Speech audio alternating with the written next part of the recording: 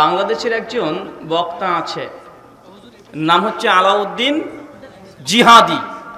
নামের শেষে জিহাদি টাইটেল দিয়েছে। তো আমরা দোয়া করি, যেহেতু মুসলিম ভাই, তাকে মুসলিম মনে করি, আল্লাহ তাকে শহীদ হিসেবে কবুল করুক, আমিন। এবং আমারও ইচ্ছে ছিল যে তাকে শহীদ হিসেবে দেখার। কেননা যখন মসজিদুল আকসা আর ইসরায়েল ফিলিস্তিন নিয়ে এত বড় যুদ্ধ এখনো চলছে, প্রায় আজকে 52 দিন হতে চলেছে, 52 দিন প্রায়। তো দিন 15 আগে আলাউদ্দিন জিহাদি তিনি বক্তৃতার মঞ্চে উঠে আহলে হাদিস কিছু ওলামা শেখ তারা ইসরায়েল ফিলিস্তিন ইস্যু নিয়ে কোনো কথা বলেছিলেন, সেটাকে প্রতিবাদ করতে গিয়ে তিনি বলছেন যে বাংলাদেশের মাননীয় প্রধানমন্ত্রী আমাদেরকে যদি সুযোগ সুবিধা করে দেন, আমাদের সুন্নি জনতা একদম ফিলিস্তিনে গিয়ে ইহুদিদের সঙ্গে যুদ্ধ লড়াই করে বুকে তাজা রক্ত ঢেলে দিয়ে বাইতুল আকসা জয় করে গোটা ফিলিস্তিনবাসীকে তারা বাইতুল আকসা দিয়ে দিবে। একদম গভীর গরম বক্তৃতা, একদম তাজা রক্ত দিয়ে করে দেবে যদি সুযোগ পায় ফিলিস্তিনে গিয়ে। তো কয়েক সপ্তাহ আগে দেখলাম যে উনি ফিলিস্তিনে গিয়েছেন, আর আমি ভেবেছি তিনি যখন বলেছেন যে ফিলিস্তিনে গিয়ে একদম যুদ্ধ করে বাইতুল আকসা নাকি দখল করে দিয়ে দিবে, হ্যাঁ একদম জোরে জোরে চিৎকার মেরে বলছে। তো আমি সেদিন থেকে ফেসবুকটা খুব ঘাটাঘাটি করছিলাম যে দেখি কখন কি ঘটে, যে আমাদের অন্তত একজন বাংলাদেশের সুন্নি জনতা তো গিয়েছে, আলাউদ্দিন জিহাদি সাহেব একদম বাপের বেটা নাকি উনি খুব। তো ভাবছিলাম অস্বাভাবিক কিছু না কিছু করবে। তো গিয়ে দেখছি যুদ্ধ জিহাদ তো দূরের কথা, কখন যাচ্ছে ফিলিস্তিনে বাইতুল আকসা মসজিদে এসে ভিডিওতে লাইভ করছে, আমরা এখন বাইতুল আকসাতে আছি। আবার একটু লাইভ করছে, দেখেন আমরা এই মসজিদে দেখছেন, এই মসজিদ হচ্ছে আম্মা মারিয়াম আলাইহিস সালাম তিনি এখানে বসে ইবাদত করতেন।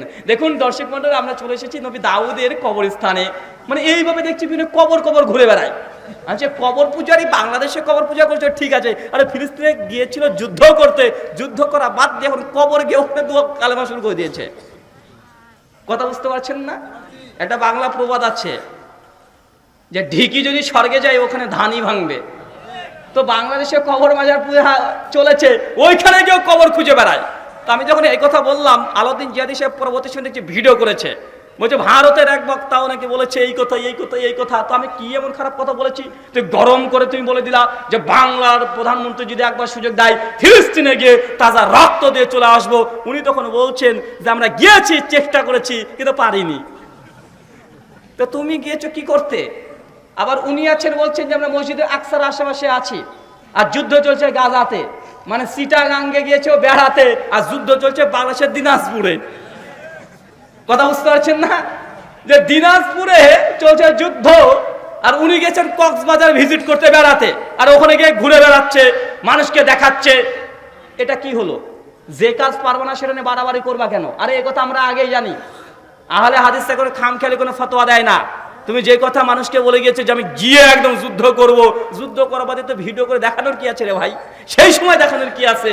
অন্য সময় তো দেখাতে পারতে যে আমি ভিজিট করতে গিয়েছি, দেখে এসেছি। আশ্চর্য।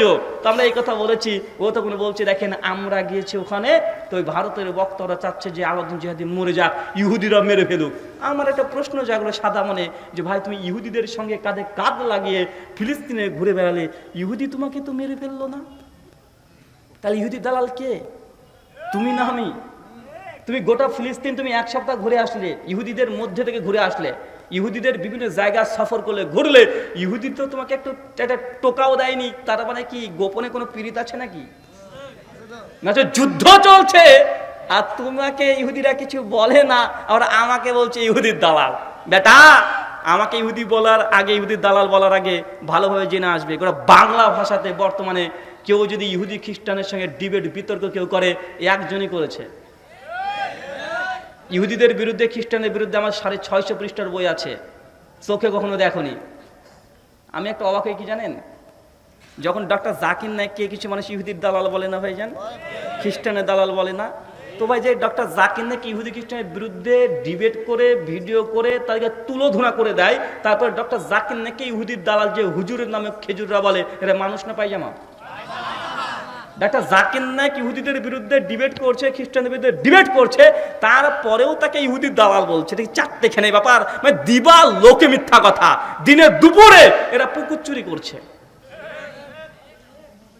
ইহুদিদের ব্যাপারে তাদের একটা কলমে লেখা নেই, আন্তর্জাতিক লেভেলের কোনো বক্তৃতা নেই, ইহুদিদের চক্রান্ত, এই ব্যাপারে তাদের কোনো চিন্তাধারা নাই। শুধু কবর মাজার, কিভাবে সিন্নি খাবো, কিভাবে নবীজির নূরের তৈরি প্রমাণ করব, কিভাবে মিলাদকে প্রমাণ করব, কিভাবে পীরের পায়ে চুমু দিয়ে চেটে পুটে ছাপ করে দেব, এগুলো তাদের ধর্ম, আর কিছু নেই।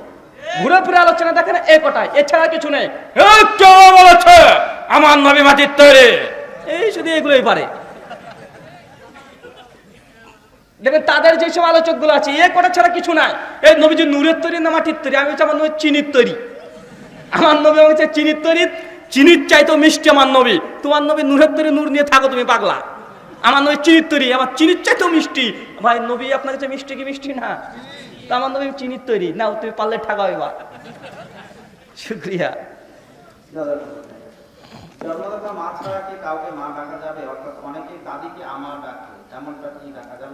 জন্মসূত্রে মা ছাড়া কাউকে কি মা বলা যাবে? দাদিকে মা বলা যাবে? যাবে। দাদিকেও মা বলা যায় এবং দাদুকেও বাবা বলা যায়, ঠিক আছে? যেমন আল্লাহ রাসূলের ব্যাপারে সহিহ বুখারী মুসলিম একাধিক হাদিস এসেছে আব্দুল মুত্তালিবের সন্তান হিসাবে, আছে না নাই? হচ্ছে আব্দুল মুত্তালিব কে?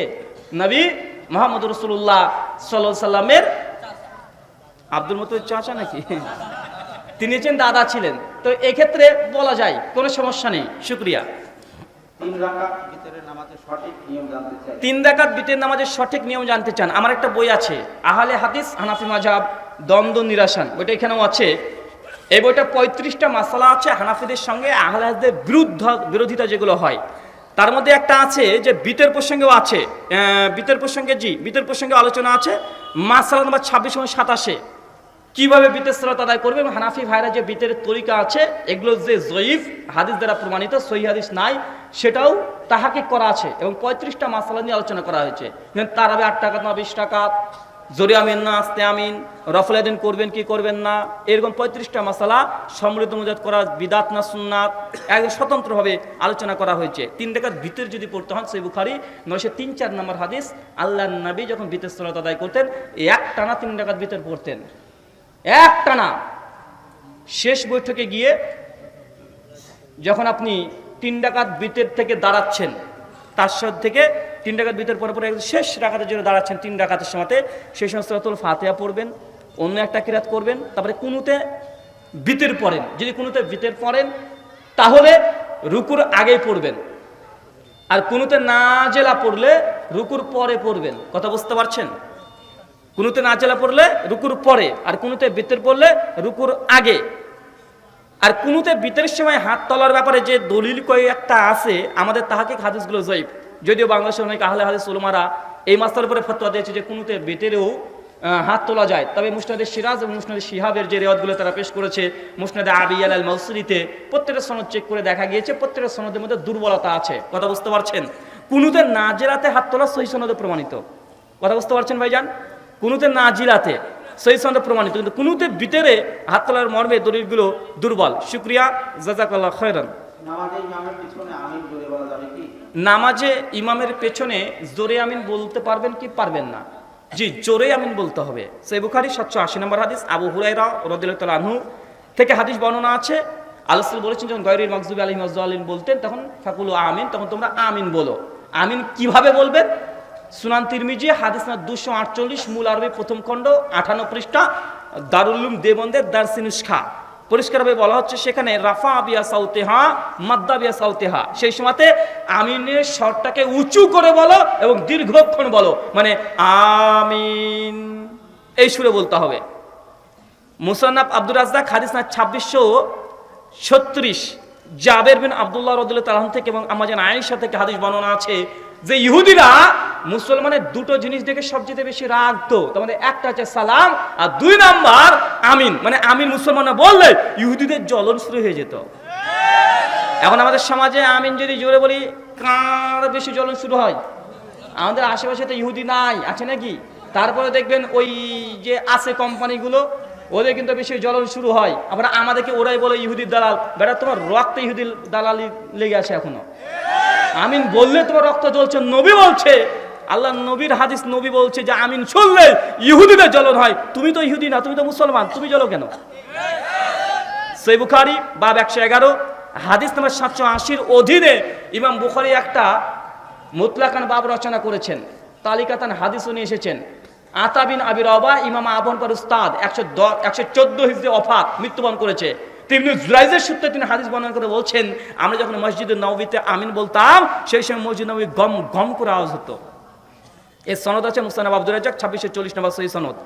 মানে সেই সময় জোরে জোরে আমিন বলতেন, মসজিদ নববী গম গম করে আওয়াজ হতো। তাই জোরে আমিন বলতে হবে, এটাই সুন্নাহ। আস্তে আমিন বলার যে রিওয়ায়াতগুলো এসেছে, হাদিস নাই তা নয়, এসেছে।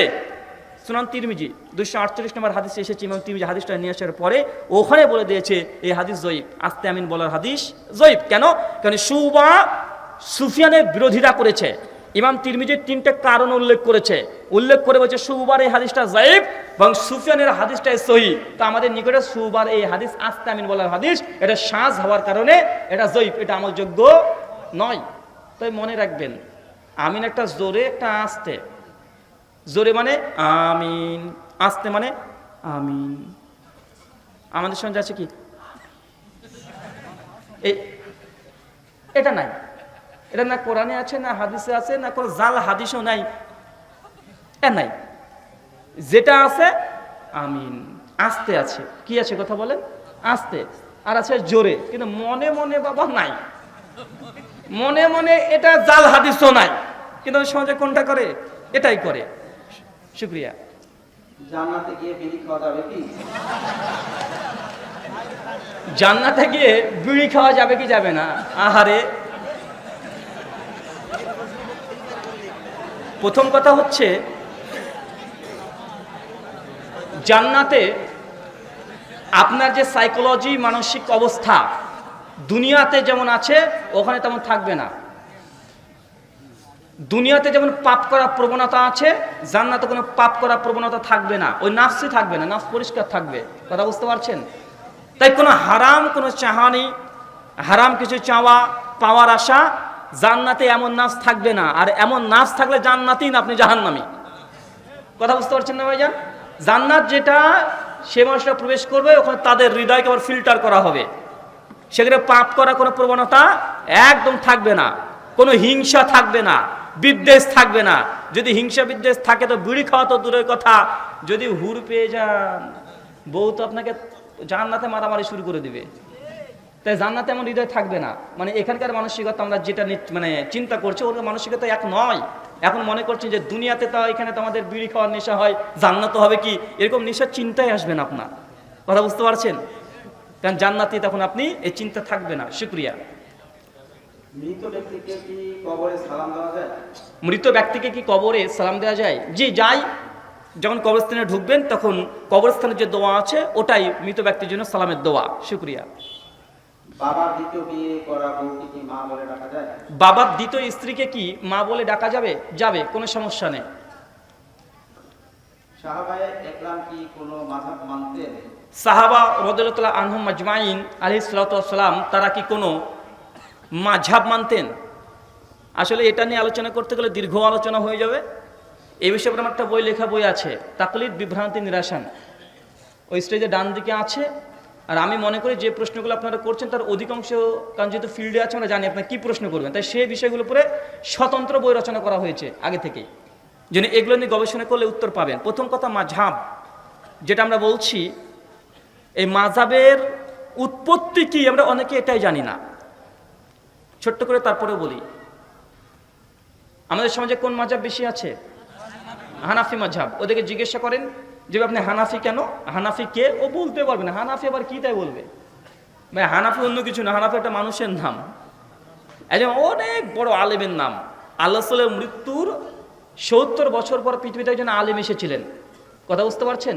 আলেম এসেছিলেন, তার নাম হচ্ছে নোমান বিন সাবিত আল কুফি আল জুতি তার নাম। তিনি কুফাতে জন্মগ্রহণ করেছিলেন, কুফাতে মৃত্যুবরণ করেছিলেন। 80 হিজরিতে জন্ম, 150 হিজরিতে মৃত্যুবরণ করেন। তিনি একজন আলেমে দ্বীন ছিলেন, কোরআন সুন্নাহর অনেক বড় পণ্ডিত ছিলেন। ইনি যে ফতোয়া ফারাজগুলো দিয়ে গেছেন, যারা তার ফতোয়া ফারাজগুলোকে মেনে চলে তাকে বলা হয় হানাফি। কথা বুঝতে পারছেন? এরপরে আরেকজন ইমাম আসলেন, তার নাম হচ্ছে ইমাম আনাস বিন মালিক, জন্ম 93 হিজরি, মৃত্যু 164 হিজরি। ইনি যে ফতোয়া ফারাজগুলো দিয়ে গেলেন, যারা মানে তাদেরকে বলা হয় মালিকি। আরেকজন হচ্ছে শাফি, একই অবস্থা, হাম্বলি একই অবস্থা। তো এগুলো কি বলেন তো ভাই? এক একজন আলেম, আর আলেমের কোরআন হাদিস বুঝে যে ফতোয়া দিয়ে গেছে যারা মানে তার নামের দিকে নিসবত করা হয়। শেখ শাহুলিল্লাহ মুহাদ্দিস দেহলভী বিখ্যাত হানাফি বিদ্বান 1176 হিজরিতে মৃত্যুবরণ করে। ওনার একটা কালজি গ্রন্থ আছে আল হুজ্জাতুল্লাহিল বালেগা, প্রথম খণ্ড 152 পৃষ্ঠায় তিনি লিখেছেন, জেনে রাখো এই মাযহাব তাকলিদের সাক্ষী এটা শুরু হয়েছে আল্লাহ নবীর মৃত্যুর 400 বছর পর। কত বছর পর? 400 বছর পর। ইমাম হাজাম আল মুহাল্লার মধ্যে তিনি বলেছেন 400 বছর পর তাকলিদের সাক্ষী তথা মাযহাবকে, এক মাযহাবকে মানতে হবে বাধ্য, এই কথা প্রচলিত হয়েছে। ইমাম ইবনুল কাইয়্যিম আজ-জাওজাই আল ইলামুল মুওয়াক্কিন প্রথম খণ্ড 201 পৃষ্ঠায় তিনিও বলেছেন চতুর্থ শতকের মানে 400 বছর পরে যে কোনো একটা মাযহাবকে মানতে হবে, এই বিদআত এটা 400 বছর চালু হয়েছে। কথা বুঝতে পারছেন? এখন মাযহাব মানা যদি বাধ্যতামূলক হতো তো মাঝপথে যে 400 বছর পর্যন্ত কেউ মাযহাবই পায় নাই, পেয়েছে? 400 বছর না ধরেন, আল্লাহ রাসূল 11 হিজরিতে মৃত্যুবরণ করে, ইমাম আবুল পা 80 হিজরিতে জন্মগ্রহণ করেন। তাহলে আল্লাহ রাসূলের মৃত্যুর প্রায় 69 বছর পর আবু হানিফা রাহিমাহুল্লাহ প্রথম ইমাম তিনি জন্মগ্রহণ করছেন। তো মাযহাব মানা যদি ফরজ হয়, এই যে মাঝখানে যে 70টা বছর, ওই সময় মানুষরা কোন মাযহাব মেনেছে? কথা বলে, কোন মাযহাব ছিল সেই সময়? ছিলই না। তো মেনেছে কি? মেনেছে কোরআন আর হাদিস। কি মেনেছে? আল্লাহ কোরআনে যা বলেছে, মা আতাকুম রুসুলু ফাখুযুহু ওয়া মা নাহাকুম আনহু ফান্তাহু, আমার নবী তোমাকে যা দেয় তা গ্রহণ করো, আর যা দেয় নাই তা বর্জন করো। সূরা হাশর আয়াত নম্বর 7, সুনান ইবনু মাজাহ হাদিস নম্বর 1। আল্লাহ বারবার কোরআনে বলছেন, ইয়া আইয়ুহাল্লাযীনা আমানু, হে বিশ্বাসীগণ, আতিউল্লাহ, আল্লাহর আনুগত্য করো, ও আতিউ রাসূল, রাসূলের অনুসরণ করো। সূরা নিসা সূরা নম্বর 4 আয়াত নম্বর 59, আয়াত নম্বর 65, আয়াত নম্বর 80, সূরা আনফাল আয়াত নম্বর 1, 20, 46, সূরা আলে ইমরান 31, 32, 132, সূরা নূর 54, 63, সূরা আহজাব 33, কমপক্ষে 25টা আয়াত আছে কোরআনে। আল্লাহ বারবার বলছে যে আতিউল্লাহ, আতিউ রাসূল, নবীকে মানো আর আল্লাহকে মানো। এটা হচ্ছে মুসলমানদের মানার মানদণ্ড। কোনো মাযহাবকে অন্ধভাবে মানতে হবে এই কথা সঠিক নয়।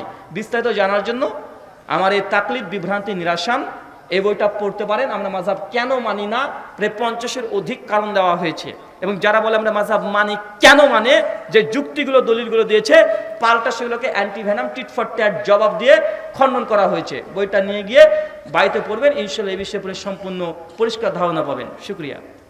যে স্বামী জেনা করে সেই স্বামীর সেবা করা বা তার কথা মতো চলা স্ত্রীর কত